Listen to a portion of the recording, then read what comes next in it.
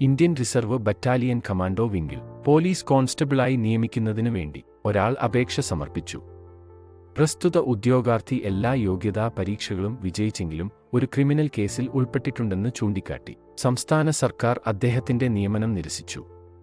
പ്രസ്തുത ഉദ്യോഗാർത്ഥിയെ കുറ്റവിമുക്തനാക്കിയെങ്കിലും കേസിൽ ഉൾപ്പെട്ടതുമൂലം ഉദ്യോഗാർത്ഥി മേൽപ്പറഞ്ഞ ജോലിക്ക് യോഗ്യനല്ലെന്ന് സംസ്ഥാന സർക്കാർ വാദിച്ചു.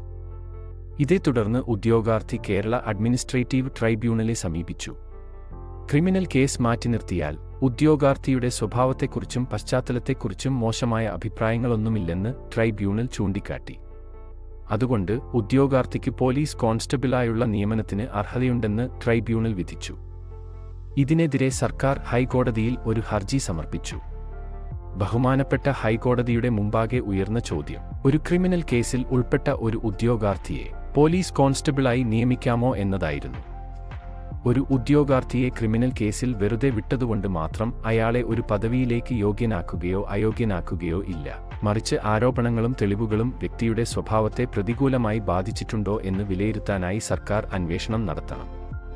തെളിവില്ലാത്തതിനാൽ കുറ്റവിമുക്തനായ ഉദ്യോഗാർത്ഥിയാണെങ്കിൽ പോലും അയാൾ ജോലി സ്ഥാനത്തിന് അനുയോജ്യനാണെന്ന് വിശദാംശങ്ങൾ ആരാഞ്ഞും അന്വേഷിച്ചും സർക്കാർ വിലയിരുത്തണം. ഇത്തരം നിയമനത്തിന് ഉദ്യോഗാർത്ഥിയുടെ സ്വഭാവം ഒരു പ്രധാനപ്പെട്ട ഘടകമാണ്. കൂടാതെ അക്രമമോ ധാർമ്മിക തെറ്റോ ഉൾപ്പെട്ട തീർപ്പുകൽപ്പിക്കാത്ത ക്രിമിനൽ കേസുകളിലെ വ്യക്തികളെ താൽക്കാലികമായി നിയമിക്കുന്നതിന് വിലക്കുകളൊന്നുമില്ലെങ്കിലും കുറ്റവിമുക്തനായാൽ മാത്രമേ സ്ഥിര നിയമനം നേടാനാവുകയുള്ളൂ.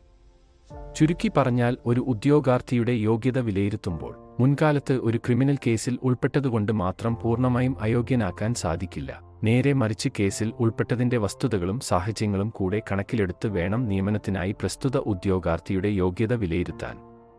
അതിനാൽ ഒരു ക്രിമിനൽ കേസ് രജിസ്റ്റർ ചെയ്തുവെന്ന കാരണത്താൽ മാത്രം ഒരു ഉദ്യോഗാർത്ഥിയെ പോലീസ് സർവീസിൽ ചേരുന്നതിൽ നിന്നും വിലക്കുവാൻ സാധിക്കില്ല. ഈ വീഡിയോ ഉപകാരപ്രദമാണെന്ന് തോന്നിയാൽ ദയവായി ലൈക്ക് ചെയ്യുകയും മറ്റുള്ളവരുമായി പങ്കിടുകയും ഇതുപോലുള്ള കൂടുതൽ നിയമപരമായ വിവരങ്ങൾക്ക് ഞങ്ങളുടെ ചാനൽ സബ്സ്ക്രൈബും ചെയ്യുക.